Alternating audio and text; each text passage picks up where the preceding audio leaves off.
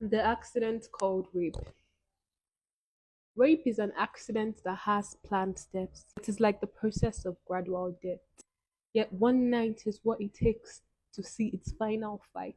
A touch here and there, an arousement of gesticulation that brings one to question the use of education, forever leaving its victim in a state of shock, a state of no credible reaction. There's always a surprise to the highly viewed boundaries, a question of what, how, and why. Yet rape is an accident. It just leaves its victim with unseen injuries and a forever death.